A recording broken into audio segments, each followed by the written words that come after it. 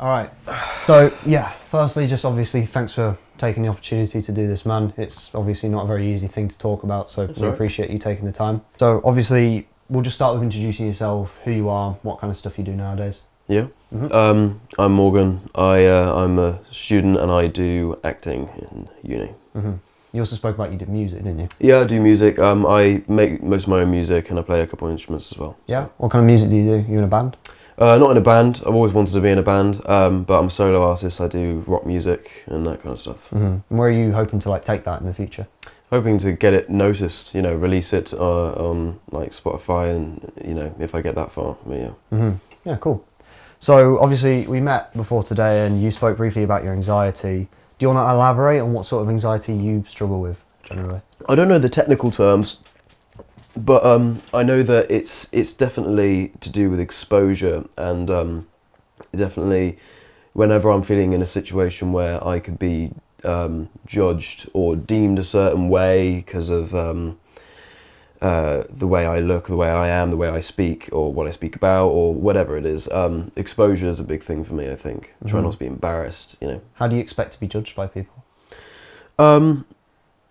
Just because I suppose, everybody has their days in school where, you get judged by other kids and you learn from that things that you should and shouldn't do, what's popular, what's not popular. And later on down the line, I suppose you still have elements of that, don't you? Trying to stay popular, stay liked. So yeah. Yeah. Does that take up a lot of your focus, and does that kind of exhaust you thinking about it? Yeah, it does. It does take up a lot of my thought process, especially when I'm meeting someone. First impressions. You want people to like you, think you're fun and cool, or whatever. So yeah. Yeah. It can be a struggle. How long have you kind of dealt with this?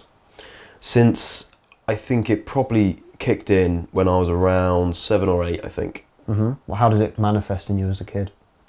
It was more of a fear-based thing. I was really afraid of, I suppose a lot of kids, you're afraid of if you get in trouble when you go home, you screwed up on a test, or you spilt a drink or whatever, you're afraid of getting in trouble. So that's probably where I think it would have started. Yeah. Did exams and grades affect that?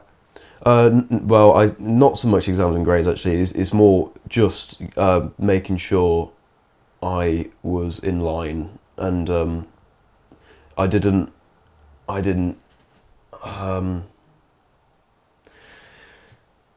push the boundaries too much. Some people with parents you can push a bit more in certain areas, and you're just trying to learn when you're a kid. But I think 7 or 8 is when I realised that there's some areas or boundaries that just you can't cross or whatever. Yeah. Yeah, you kind of need to find that line, and that can be really hard with people. Yeah, sure. I think I get it. Can you think of any examples where this has made you unhappy in recent or childhood memories? As in examples of times that's happened? Yeah, or you've been in social situations and, worrying about how people perceive you has affected, how good your night ended up being or something like that.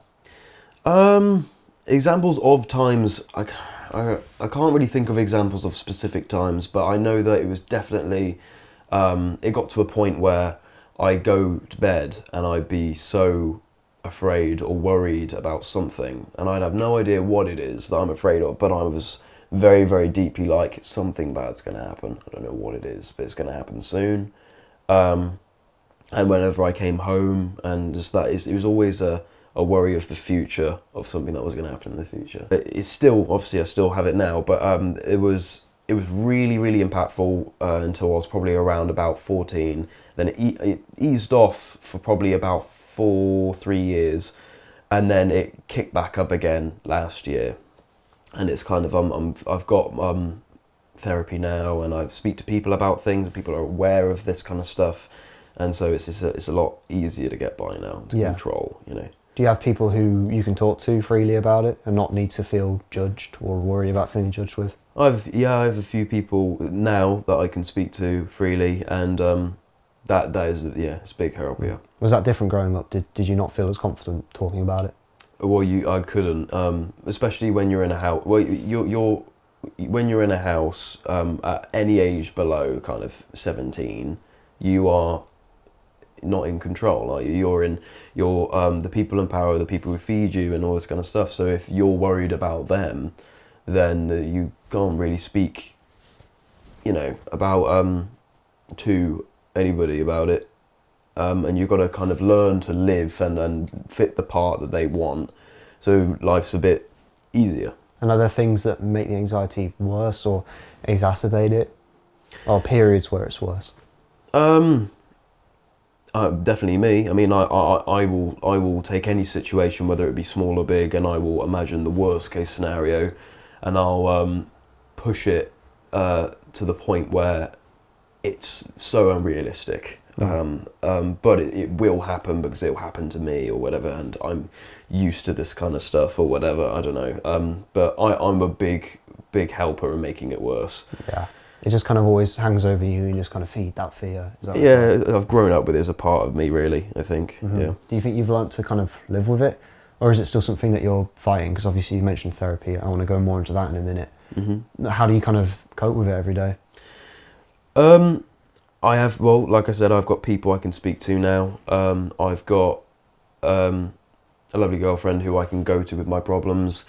I've got my family now know more about it as well, which is great. They know I've got therapy as well, so I can get by more, definitely, just because people are aware of the situation. Whereas before, when people were unaware of it and you just got to pretend everything's all right and all this kind of stuff, it was definitely a lot harder, I think. Yeah. Growing up then, do you think if you'd known about it and if you'd had parents who were, you could have spoken to about it, do you think it'd be better nowadays if you maybe gotten more of an understanding about it when you were growing up? I think the way things have gone on in the past, there's no other real route it could have gone. I think I grew up, everybody grows up in a situation or an area or with people around them, and they can't, that's not part of their control. You grow up the way you grow up. I am who I am because of my past, and I'm proud of who I am. So I don't think things would have changed. Maybe things could have been easier, but I don't really think about that so much. I don't really know. And obviously talking about the therapy, when did you start doing that? I think I've been doing it for around 10 months now, 9 or 10 months, I think. Yeah. What pushed you to start? Oh, it was everything was just getting really out of hand. Last year, it was my anxiety just kicked back up, and it got to the point where I was out of control. I used to explain to people it was like being in the back seat. I would have a moment where if I felt like I've been triggered through exposure or something, I would go in the back seat, and a more defensive, angry, pissed off Morgan would take control and then start being aggressive and horrible and just not a really nice person to be around. And then I would then have to apologise for that, and I wasn't in control of it. So it was getting to a point I didn't even have control of what I was doing. And I needed help, definitely. Yeah, it can be hard for people to understand why you might be speaking to them in a certain way when they're not in your mindset or they don't understand. Has everything kind of improved since then? How's the therapy helped? Well, moments never improve. Moments have always been the same. It's just that's just a really bad ride, but there's less of it. There's suppressed, and I very rarely, I haven't had a moment in a long time now, which is great. If I ever did feel like I would, I've got people around me who know about it so much that they can understand that they know what to say and what to do, and it's a really big help. So yeah. How do you think your friends would help you if they noticed like a moment like that coming on? Everybody's different. My mate Joe, who is a really, really good friend of mine, he's been around me for years, and he just knows there's certain words and tones that he says which just makes me laugh or makes me just snap out of whatever I'm thinking of. So he just knows me quite well like that. My girlfriend, on the other hand, I speak to her and I am around her differently than I would be to you or anybody else, so she will probably target the more vulnerable areas of me and try and channel my concentration to something less angry or something, So everybody's different, but that's good. Yeah, And in these therapy sessions, like you had one before this, what do they kind of go over? How do they try and help you? It's not they go over something with me. Our relationship is usually I will just say, this is what's happened recently, and I just want to hear somebody else's opinion or their advice or whatever on what's just happened. So anything could have happened and I felt exposed and I run out the room, for example, and I feel really embarrassed. I would then go to him and say, hey, look, this happened. I feel really embarrassed about it. What do you think? And he will just tell me what I need to hear, and it's no judgment. That's really good. I think what's really good is that they find a scenario and they try and pick out the points that sound like something that could have been caused because of child stuff, and saying that sounds a lot like something you told me about that used to happen at home, or used to happen in school or something, and it sounds like you are doing a 19-year-old version of something that happened back then, or you're reacting a similar kind of way, and understanding that this is just the way I'm wired, rather than I'm a horrible person, I'm not worth this or that or the other, and just knowing that this is just who I am is a big help, and that's what he's good at targeting. Yeah, it can be hard to accept that. It's very hard to blame yourself with anxiety. Definitely, especially nowadays anyway. Yeah, especially. How long do you intend to be in therapy, or is it something that you kind of see going on for the indefinite future? Do you have any goals with it?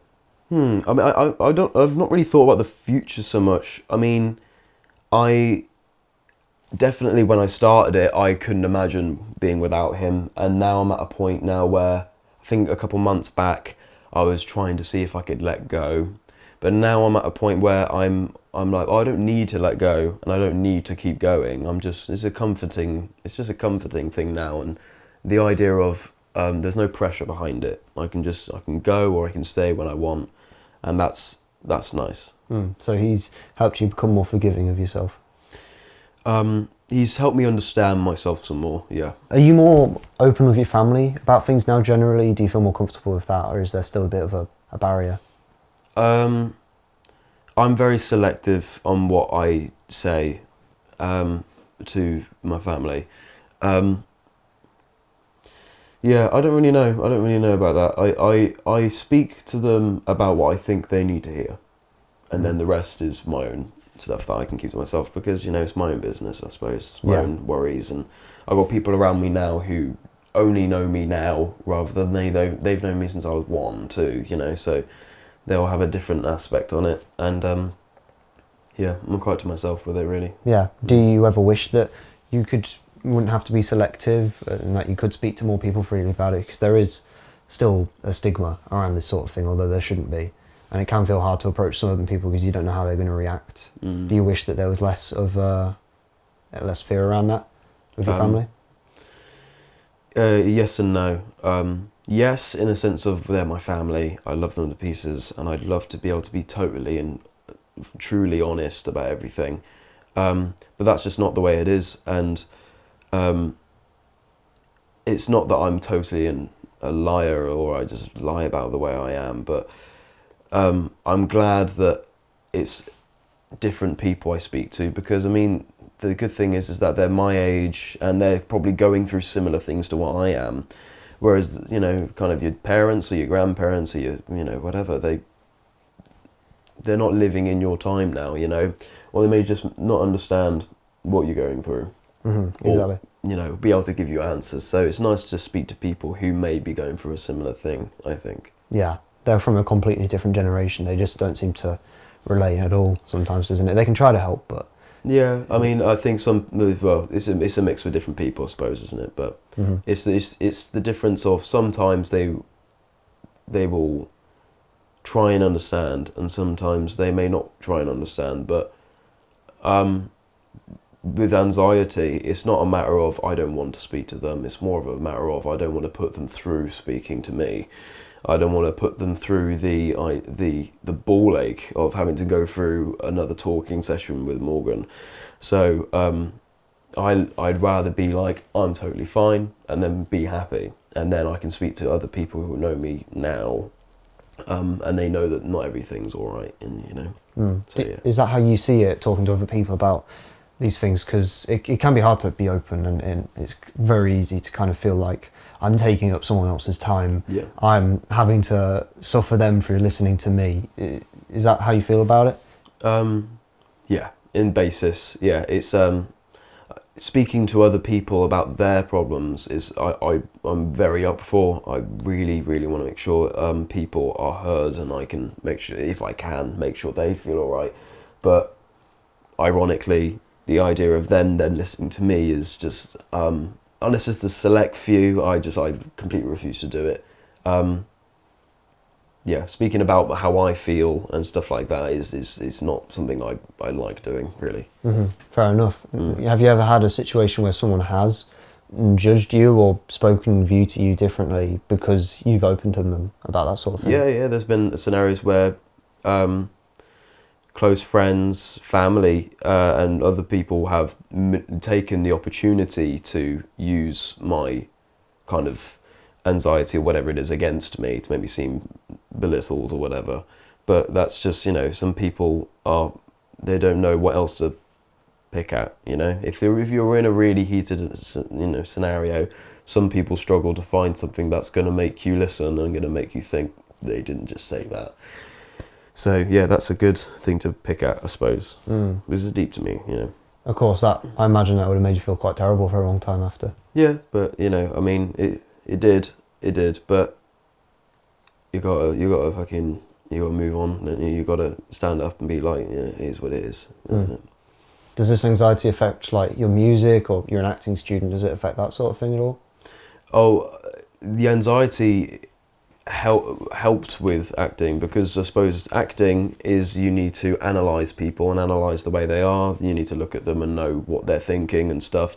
And I was in a scenario back when I was younger where I had to live in that way. I had to make sure I understood how people were thinking, so I could mirror what they're thinking, so they would like me, or they would not get upset with me, or whatever. So this is help acting, yeah. Because I have to do that every day now. I have to mirror people and analyse people, Yeah, of course. I reckon in music, do you want to go into live performance at some point? I'd be very frightened, but I'd love to give it a go. Do you think you'd be able to make that step? I'd need to do a lot of preparing and learning how to, first of all, sing and play guitar at the same time. But no, yeah, that'd be pretty cool. That'd be pretty wicked. Yeah. And moving to the last question or two now, if that's all right with you. Yeah. Do you have any like optimism? Do you expect things to get better? Do you think in a certain amount of time things might be different? I'm not really an optimistic guy, really. Not because I'm a bar humbug bastard, but more just I always see that reality sometimes isn't always the best. So I like to think of it, instead of being optimistic, I like to think of it as a way of, things will be what they will be, and you will either be alright or you won't, but you'll get through it, because I'm still here now. I'm still here, and I'm still walking, and I'm still breathing, and I've been through enough already, and if something worse happens or better happens, whatever, I'll take it on the chin and I'll crack on. Do you think that in the future, 5 years or a year or more or less, you might not even have these issues of anxiety as much at all? Is it something you want to get away from completely, or just learn to cope with? Yeah, it's a dream, definitely. But I mean, it is who I am a little bit. I'd love to be able to see a version of me without it, because I think I'd be so confident and so out there, and I'd probably be better at what I do. So yeah, there's a part of me that says, yeah, I want to get rid of it, but it is also, everything I kind of understand about myself evolves around anxiety. So, because I've grown up with it, so yeah, I don't know. That's a mixed answer. I don't really know. I mean, you said earlier that you were proud of yourself, as you should be. You've done a lot, and you seem to have a good social life. So, yeah, I don't see any reason why, logically, the anxiety should stop you from feeling that way. Yeah. No, I'm proud. I'm proud, and other people are proud of me as well, and that's what's really nice. Even though it was a long time I really hated compliments, and I still don't really like them. But when sometimes it's nice just to hear that, kind of, you're doing better, or you're doing well, That's always nice. Yeah, of course. And I guess the last thing, is there anything that you want to take the moment to say whilst you're on camera? Or about anxiety? Or? About anxiety, or about mental health in general, or student life. Just, I mean, it can be hard to think on the spot. So if you want to take a minute, that's fine. But anything at all that you want to take a moment to say.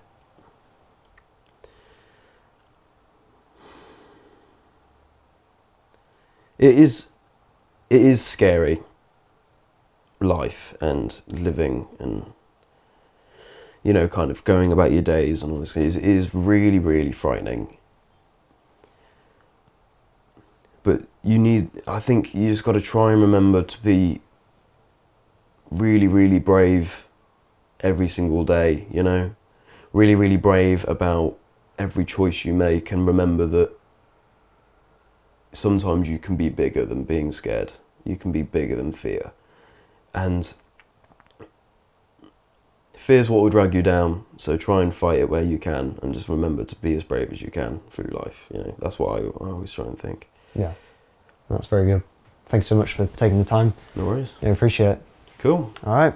Okay, I think we're good, guys. I think that's a wrap. Oh, hey. Touch my legs. Yeah, thanks, man. That was great. Right. Hey, thanks. Thank you. Yeah. All right, then. You guys can...